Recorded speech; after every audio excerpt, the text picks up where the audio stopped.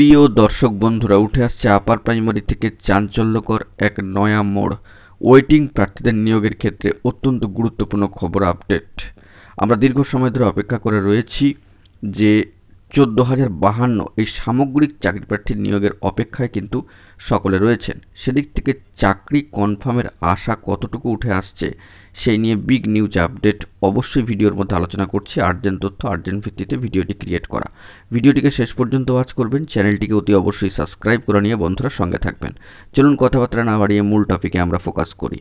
অত্যন্ত গুরুত্বপূর্ণ খবর, কার্যত আপার প্রাইমারি যে ফেজ 2 কাউন্সেলিং প্রসিডিওর চলছে বাংলা মাধ্যমের ক্ষেত্রে, এবং সেখানে দেখা যাচ্ছে এই নিয়োগ প্রসিডিওরে কাউন্সেলিংয়ে অনুপস্থিতির সংখ্যাটা কিন্তু বিপুল সংখ্যক প্রথম মেরিট প্যানেলভুক্ত প্রার্থীদের। এর ফলে চাকরি পাওয়ার আশায় বুক বাঁধছেন ওয়েটিংয়ে থাকা চাকরি প্রার্থীরা। কার্যত এটাই একটা বড় দিক। আপনাদেরকে বলেছিলাম যে বাংলা মাধ্যমের কাউন্সেলিং প্রসিডিওর শুরু হওয়ার মুখে কিন্তু নয়া টার্নিং পয়েন্ট আসতে চলেছে, এবং সেক্ষেত্রে কিন্তু অবশ্যই সেই বিষয়টি লক্ষণীয়। তো যারা অনুপস্থিত থাকছেন তারা ইতিমধ্যেই কিন্তু শিক্ষকতার বা অন্যান্য সরকারি চাকরি পেয়ে গিয়েছেন। কিছু ক্ষেত্রে কিছু ব্যতিক্রম থাকতেই পারে।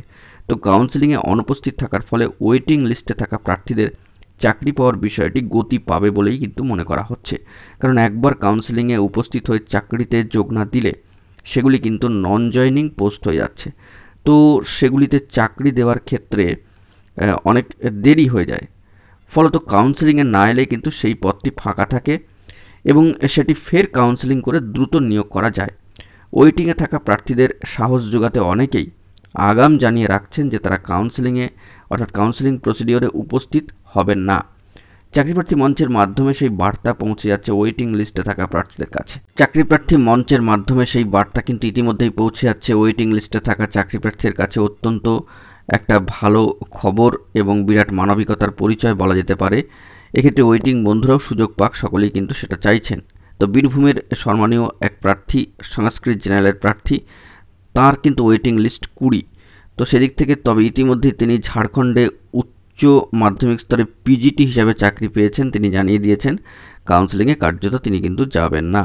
তার পরিবর্তে ওয়েটিংয়ে থাকা অন্য একজন চাকরি পাক, তিনি সেটাই চাইছেন। বৃহৎ মানবিকতার পরিচয় তিনি দিচ্ছেন। 11ই নভেম্বর কাউন্সেলিংয়ে আসেননি সম্মানীয় আরেক চাকরি প্রার্থী, তিনি ইংরেজি জেনারেল প্রার্থী। 2017 সালে তিনি প্রাথমিক স্কুলে চাকরি পেয়ে গিয়েছেন। কার্যত 17 র্যাঙ্ক করা তফসিলি জাতিভুক্ত অর্থাৎ এসসি ক্যাটাগরিভুক্ত ইংরেজি প্রার্থী আরও এক সম্মানীয় প্রার্থী 2017 সালেও কিন্তু প্রাথমিকে চাকরি পেয়ে গিয়েছেন।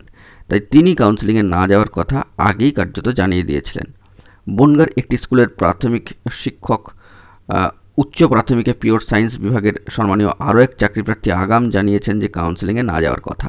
তো এই যে প্রার্থীরা আগে থেকে জানিয়ে দিচ্ছেন কাউন্সেলিংয়ে যাবেন না, অর্থাৎ সিটটা কিন্তু ব্লক হচ্ছে না। ফলত প্রার্থীর ক্ষেত্রে আশা কিন্তু জাগছে ওয়েটিংয়ে যারা রয়েছেন তাদের চাকরি কনফার্মের ক্ষেত্রে।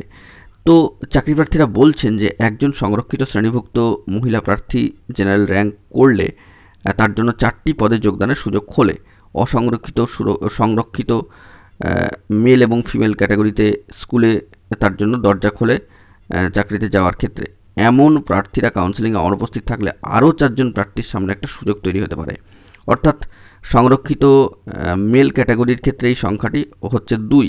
তাই বিভিন্ন বিষয়ে ওয়েটিং লিস্টে থাকা চাকরি প্রার্থীদের আশা যে তাদের চাকরিটি কনফার্ম হবে। তাই বিভিন্ন বিষয়ে ওয়েটিংয়ে থাকা চাকরি প্রার্থীদের আশা যে তাদের চাকরি কনফার্মের ক্ষেত্রে এইভাবেই কিন্তু বার্তা উঠে আসছে যে আশা একটা রয়েছে, তারা আজ না হোক কাল চাকরি পাচ্ছেনই। তাছাড়া মহামান্য আদালতের নির্দেশও রয়েছে 14,052 সকলকেই কিন্তু চাকরি দিতে হবে। সবাই উপস্থিত থাকলে তার চ্যালেঞ্জ হয়ে উঠত কমিশনের তথা শিক্ষা দপ্তরের কাছে। কার্যত এই যে অনুপস্থিতির সংখ্যা বাড়ছে, এতে করে কিন্তু একটা ভালো দিক খুলতে পারে।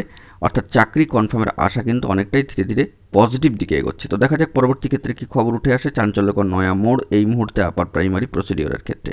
তো বন্ধুরা, এখন এই পর্যন্তই। গুরুত্বপূর্ণ আপডেটগুলি পাওয়ার জন্য চ্যানেলটিকে এখনই সাবস্ক্রাইব করে নিয়ে সঙ্গে থাকুন। ধন্যবাদ।